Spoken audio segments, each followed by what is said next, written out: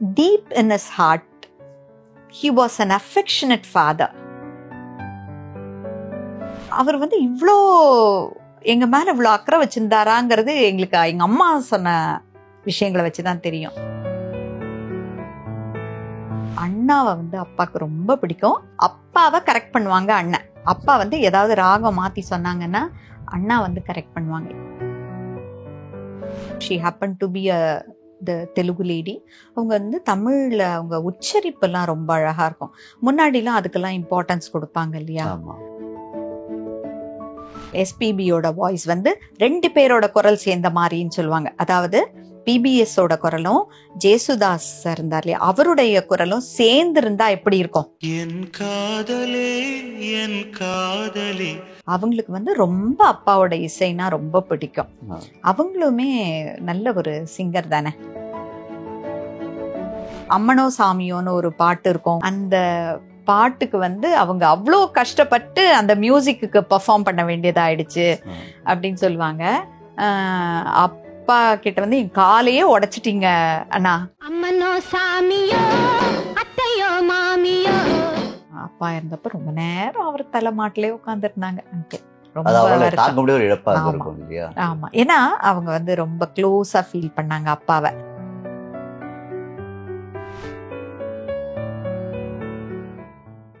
இப்போ MSV sir வந்து எல்லாரோடையும் மிங்கிள் ஆகிறார். அப்பார்ட் ஃப்ரம் இசை அவர் வந்து எல்லாரோடையும் மிங்கிள் ஆகிறாரு. உங்க அப்பா வந்துட்டு அவர் வந்து இசை மட்டும்தான் அவருக்கு தெரியும். அவருக்கே மற்ற விஷயங்கள்லாம் அவருக்கு ஆர்வம் இல்லைன்றதால அவர் ப்ரொடியூசர்ஸ்ட நெருங்குறதோ டைரக்டர்ஸ்ட நெருங்குறதோ கொஞ்சம் கம்மியாயிடுச்சு. அதனாலதான் வாய்ப்பு குறைஞ்சிச்சுன்னு நினைப்பீங்களா? இல்ல, அப்பாவுக்கு வந்து அதுதான் இல்லையே, சினிஃபீல்ட் மட்டும் தான் இல்லையே. அவங்க பேசிக்கா கிளாசிக்கல் மியூசிஷியன் இல்லையா. அவங்க நிறைய ஆல்பம்ஸ் எல்லாம் பண்ணாங்க. இப்ப இந்த ஜாஸ்ன்னு சொல்லிட்டு ஒரு பெரிய ஆல்பம் பண்ணாங்க. அதுக்கப்புறம் மலேசியா சிங்கப்பூர்லாம் போயிட்டு வந்தாங்க. அப்பெல்லாம் பண்ணிருக்காங்க. நிறைய சாங்ஸ் தனி பாடல்கள் நிறைய பண்ணிருக்காங்க அப்பா.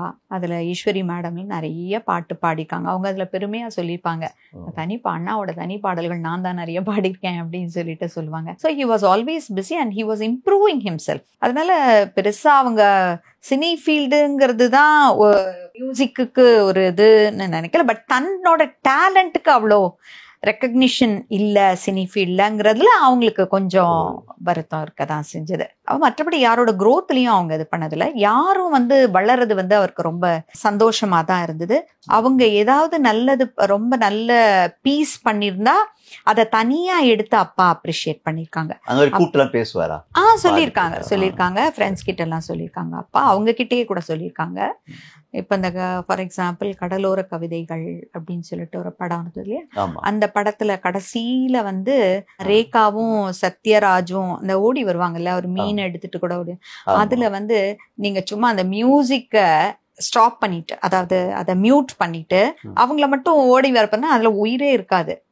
வேற இந்த மியூசிக் போட்ட பிறகுதான் அதுக்கு ஒரு தனி ஜீவன் வந்திருக்கும். சரியா? இந்த மியூசிக் தான் வந்து அதுக்கு உயிர் கொடுக்குது. ரெக்கார்டிங்னா ரீரெக்கார்டிங்னா அப்படி இருக்கணும்னு எக்ஸ்பெக்ட் பண்ணுவாங்க. அது வந்து ரொம்ப அப்பா ரசிச்ச ஒரு ரீரெக்கார்டிங். அதே மாதிரி ஷோலே படத்துல சொல்லுவாங்க, அந்த கடைசியில ஒரு இது இருந்தது இல்லையா, அதுல வந்து அந்த ஒரு குட்டி வண்டியில அமிதாப் பச்சனும்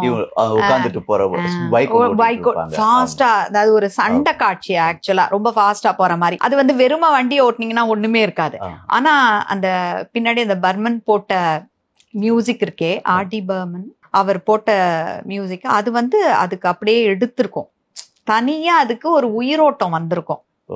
இந்த மியூசிக் மூலமா தான் அதுக்கு உயிரோட்டம். சரிங்களா? சோ ஒவ்வொரு இமோஷனையும் எப்படி ஒரு மியூசிக் வெளியில கொண்டு வர முடியும் அப்படிங்கிறது ரீரெக்கார்டிங்ல தான் உங்களுக்கு தெரியும். பாட்டுலயும் அதுலயும் தெரியாது. நீங்க நல்ல ஒரு சினிமா பாக்குறப்ப நீங்க இத பாட்டெல்லாம் விட்டுட்டு ரீரெக்கார்டிங்ல பாக்குறப்ப அந்த தனியா மியூட் பண்ணிட்டு பாத்தீங்கன்னா உங்களுக்கு தெரியும் அதனுடைய சாம். சோ அதுக்கு வந்து அப்பா ரொம்ப அப்ரிஷியேட் பண்ணுவாங்க. நீங்க இந்த கடலோர கவிதைகளை பத்தி பேசும்போது இளையராஜா சார் வந்து அப்பா ரொம்ப பாசமா இருந்தாருன்னு கேள்விப்பட்டிருக்கோம். அவர் ரொம்ப சப்போர்ட்டிவா இருந்தாருன்னு கேள்விப்பட்டோம். அவங்களுக்குள்ள பாசம் எப்படி இருக்கு? அப்பா கிட்ட வாசிச்சாங்க அவங்க எல்லாம். இளையராஜா சார்லாம் அவருடைய ஆர்கெஸ்ட்ரா, அப்பாவோட ஆர்கெஸ்ட்ரால இருந்திருக்காங்க.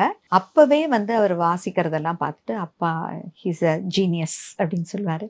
அதே மாதிரி அப்பா ரெக்கக்னைஸ் பண்ண அத்தனை பேருமே வெளியில வந்திருக்காங்க. அதே மாதிரி சிஆர் சுப்பராமன் சார்ட்ட இருந்தவங்க எப்படி மியூசிக் டைரக்டர்ஸா வெளியில வந்தாங்களோ அதே மாதிரி அப்பாவோட ஆர்கெஸ்ட்ரால அங்கிளோட ஆர்கெஸ்ட்ரால இருந்தவங்க வந்து வெளியில நல்ல மியூசிஷியன்ஸ் நல்ல மியூசிக் டைரக்டர்ஸா இருந்திருக்காங்க. ஷியாம் இருந்தார் இல்லையா, அவர் வந்து அப்பா கிட்ட வயலின் வாசிச்சுட்டு இருந்தாங்க, அப்பாவோட ஆர்கெஸ்ட்ரால வாசிச்சுட்டு இருந்தாங்க. ஒரு முறை வந்து ரெக்கார்டிங் ஏதோ அப்பாவுக்கு கொஞ்சம் உடம்பு சரியில்லை, கொஞ்சம் லேட்டா போனாங்கன்னு நினைக்கிறேன். அப்பா வந்து அவர் வாசிச்சுட்டு இருந்திருக்காரு, ஷாம், அவரு வயலினிஸ்ட் தான், அவர் வாசிச்சுட்டு இருந்திருக்காரு. அப்பா வரும்போது ஸ்டாப் பண்றதுக்கு போனாராம், இல்ல நீ கண்டினியூ பண்ணுன்னு சொல்லியிருக்காங்க. அதுக்கப்புறம் முடிஞ்ச பிறகு ரெக்கார்டிங்லாம் முடிஞ்ச பிறகு அவருக்கு ரொம்ப பயமா, எங்க இவர் என்ன சொல்ல போறாரோ தெரியலையே அப்படின்னு சொல்லிட்டு நீ நாளைக்கு வீட்டுக்கு வா அப்படின்னு சொல்லியிருக்காங்க அப்பா. அதுக்கப்புறம் இவர் பயந்துட்டே வீட்டுக்கு வந்தாரு. வந்தப்ப அப்பா வந்து ரொம்ப நல்லா வாசிச்சீங்க அப்படின்னு சொல்லிட்டு அப்ரிஷியேட் பண்ணி அவங்களுக்கு வந்து ஒரு டவுட் அண்ட் போ வந்து கிஃப்டா கிடைச்சாங்க அப்பா. அப்பாவுக்கு வந்து யாரு எது நல்லா பண்ணாலும் அதை அப்ரிஷியேட் பண்ணுவாங்க.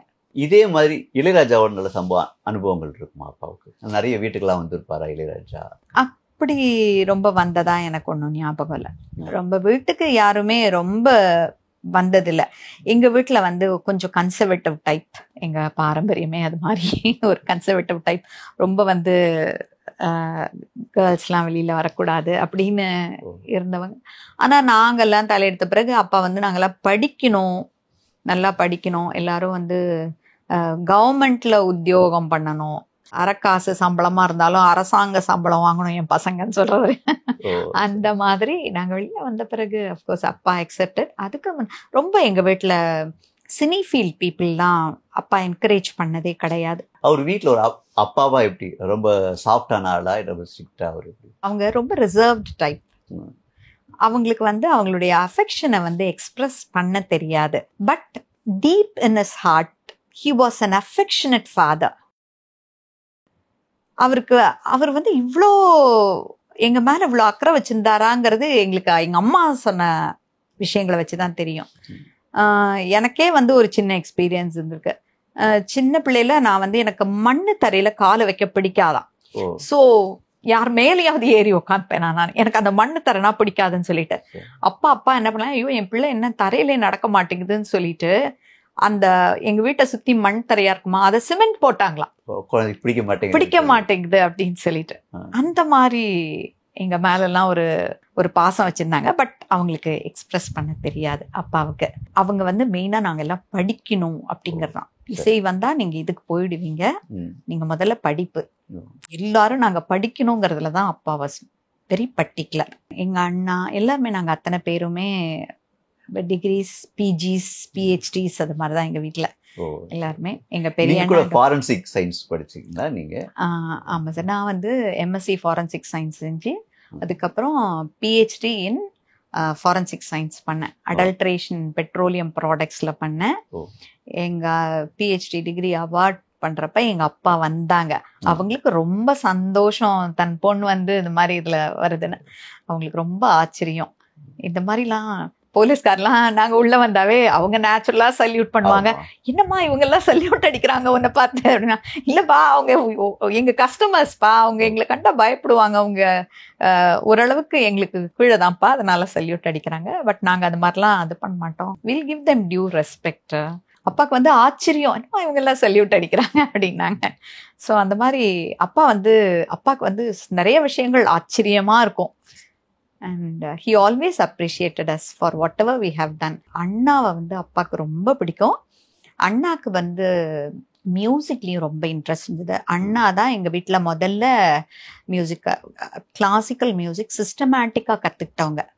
வீட்டுக்கு வாத்தியார் வருவாங்க, அண்ணா வந்து சிஸ்டமேட்டிக்காக கிளாசிக்கல் கற்றுக்கிட்டாங்க. அப்பாவை கரெக்ட் பண்ணுவாங்க அண்ணன். அந்த அளவுக்கு அப்பா வந்து ஏதாவது ராகம் மாத்தி சொன்னாங்கன்னா அண்ணா வந்து கரெக்ட் பண்ணுவாங்க. இல்லப்பா நீங்க இந்த ராகம் சொல்றது தப்பு அப்படின்னு சொல்லிட்டு அண்ணா வந்து கரெக்டா கரெக்ட் பண்ணுவாங்க. அண்ணாவும் வெரி இன்டெலிஜென்ட் பர்சன். அவங்க வந்து எம்எம்சில படிச்சாங்க. அவங்களோட ஃப்ரெண்ட்ஸ் எல்லாம் பொட்டு கனகராஜன் கூப்பிடுவாங்க எங்க அண்ணாவை. ஏன்னா my brother use to keep பொட்டு, வீட்டை விட்டு வெளில போகும்போது பொட்டு எல்லாம் போகவே மாட்டாங்க. ஸோ அவருக்கு வந்து பேரே பொட்டுன்னு தான் சொல்லுவாங்க. சூப்பரா டயக்னோஸ் பண்ணுவாங்க எங்க அண்ணா. என்ன பண்ணுவாங்க, கிளினிக்கல் இருக்கும் இல்லையா 5th இயர், அப்ப வந்து எங்க அண்ணாவை கூப்பிட்டு அங்க இருக்கிற பேஷண்ட்ஸ் எல்லாம் என்னென்ன பேஷண்ட்னு சொல்லிட சொல்லுவாங்க அவங்க ஃப்ரெண்ட்ஸ் எல்லாம். சோ தட் எக்ஸாம் அப்ப ஈஸியா இருக்கும், இந்த பேஷண்ட்க்கு இதுதான் இருக்கும்னு. அவ்வளோ ஈஸியா, பிகாஸ் எங்க அப்பாவோட அந்த கூருணர்வு திறன்னு சொல்றோம் இல்லையா, அது எங்களுக்கு எல்லாமும் கொஞ்சம் இருந்தது. அதனால அண்ணா வந்து வெரி குட் டாக்டர்னு சொல்லுவேன். ஒரு முறை அண்ணா வந்து மதுரைக்கு போயிருந்தப்ப அங்க ஒரு கல்யாணத்துக்காக போயிருந்தாங்க. அங்க பக்கத்து வீட்டுக்காரவங்களும் வந்திருந்தாங்க. அவங்களோட வந்து ஸ்டேஷனுக்கு வந்துட்டு இருக்கிறப்ப அவர் கொஞ்சம் கரகரன்னு பேசினாரா அந்த பக்கத்து வீட்டுக்காரு. அவர் தொண்டையை தொட்டு பார்த்துட்டு, நீங்க சென்னை வந்து உடனே உங்க தொண்டையை எக்ஸாமின் பண்ணுங்க, உடனே வாங்க, சென்னை கிளம்பி உடனே வாங்கன்னு மட்டும் தொட்டு பார்த்துட்டு தான் சொல்லியிருக்காங்க, குரல் வச்சு சொல்லியிருக்காங்க. அதுக்கப்புறம் எங்க ஹஸ்பண்ட மட்டும் அவருக்கு கேன்சர் கிராப்ல இருக்கு, த்ரோட் கேன்சர் கிராப்ல இருக்கு, நீங்க வந்து உடனே பார்க்க சொல்லுங்கன்னப்ப இங்க வந்து பார்த்துட்டு உடனே சொல்லியிருக்காங்க. எக்ஸாம் எல்லாம் ஃபுல்லா பார்த்துட்டு எல்லாம் ஸ்கேன் எல்லாம் பண்ணி பார்த்துட்டு அப்புறம் சொல்லியிருக்காங்க, ஆமா அவருக்கு கேன்சர் இருக்கு அப்படின்னு சொல்லிட்டு. அந்த அளவுக்கு அவர் ஜட்ஜ் பண்ண முடியும். ஆமா, அவரு டயக்னோஸ் பண்ணுவார். டயக்னோசிஸ்ல அண்ணா வந்து வெரி இன்டெலிஜென்ட். அவரு ரொம்ப நல்லா டயக்னோஸ் பண்ணுவாங்க, தொட்டு பார்த்துட்டு சொல்லுவாங்க. இப்பதானே பெட் ஸ்கேனு, எம்ஆர்ஐ, சிடி ஸ்கேன்லாம் எடுத்த பிறகுதானே டாக்டர்ஸ் வந்து கன்ஃபார்ம் பண்றாங்க. பேஷண்ட் வந்து அவங்களுக்கு எங்க வலிக்குது ஜஸ்ட் தொட்டு பார்த்துட்டே எங்க அண்ணன் வந்து டயக்னோஸ் பண்ணுவாங்க. அவங்க இஎன்டில இருந்தாங்க. காமேஸ்வரன், டாக்டர் காமேஸ்வரன் இருந்தார் இல்லையா, டாக்டர் காமேஸ்வரன் கீழே அண்ணா ஒர்க் பண்ணிட்டு இருந்தாங்க. அண்ணா died at a very young age because of a lung infection. So அண்ணா இறந்ததும் எங்க அம்மா வந்து இதானதும் தான் எங்க அப்பாவை அஃபெக்ட் பண்ணுச்சு. மற்றபடி வேற எந்த விஷயமுமே எங்க அப்பாவை அவ்வளோ ஈஸியா அஃபெக்ட் பண்ணல. உங்க பிரதர் ஒருத்தர் வந்து எம்எஸ்வி கிட்ட வாசிச்சாரு, 2 பேரும் பிரிஞ்சு இருந்து போய் கூட அங்க போய் வாசிச்சிருக்காரு இல்லையா? ஆமா, என் தம்பி வந்து ஸ்ரீனிவாசன் சொல்லிட்டு அவன் வயலின் கத்துக்கிட்டான். அப்பா கிட்டே வயலின் கத்துக்கிட்டான், வெளியிலயும் வயலின் கத்துக்கிட்டான். அவருடைய ஆர்கெஸ்ட்ரால போய் வாசிச்சிருக்கான். ஏன்னா அப்பா வந்து எவ்வளோ பிடிக்கும்ல அவங்கள, அதனால அப்பா என்கரேஜ் போய் கத்துக்கோ, எப்படி பண்ணணும்ன்றத கத்துக்கோ அப்படின்னு சொல்லிட்டு. அப்புறம் இவரு இளையராஜா சார்கிட்டையும் வாசிச்சிருக்கான், எல்லார்கிட்டையும் போயிருக்கான் அவனும். அந்த காலத்துல பெரிய பாடகர்னாக்கா அது டிஎம்எஸ், பிபி ஸ்ரீனிவாஸ் தான். அவங்க 2 பேரோட அப்பாவுக்கு நட்பு எப்படி இருந்துச்சு? மியூசிக் லெவல்ல தான் அவங்களோட எல்லாம் நட்புன்னு சொல்வேன். பெருசா ஃபேமிலி ரிலேஷன்ஷிப்லாம் இருந்ததா எனக்கு ஒன்றும் ஞாபகம் இல்லை, எனக்கு தெரிஞ்சு ஒன்றும் தெரியல அது மாதிரி. பட் எல்லாமே அட்வைஸ் கொடுக்கறது அந்த மாதிரிலாம் ஒன்றும் பண்ண மாட்டாங்க. அவங்க எல்லாமே ஸ்டுடியோ லெவல், அவங்க ப்ரொஃபஷனலா தான் எல்லாம் மூவ் பண்ணாங்க. பட் பி சுஷ்லா மேடம் வந்து ரொம்ப அப்ரிஷியேட் பண்ணுவாங்க அப்பா. அவங்கள பத்தி பேசணும்னா நாளெல்லாம் பேசிட்டு இருக்கலான்வாங்க. அவங்களுடைய குரல், அவங்க வே ஆஃப் சிங்கிங், அவங்களுடைய ப்ரொனவுன்சியேஷன் ரொம்ப ஸ்பஷ்டமா இருக்கும். Though she happen to be the Telugu lady, அவங்க வந்து தமிழ்ல அவங்க உச்சரிப்பெல்லாம் ரொம்ப அழகா இருக்கும். முன்னாடிலாம் அதுக்கெல்லாம் இம்பார்ட்டன்ஸ் கொடுப்பாங்க இல்லையா, ஒழுங்கா உச்சரிக்கணும், வார்த்தைகள் வந்து தெளிவா இருக்கணும் அப்படிங்கறதுலாம் ரொம்ப இம்பார்ட்டன்ஸ் கொடுப்பாங்க இல்லையா.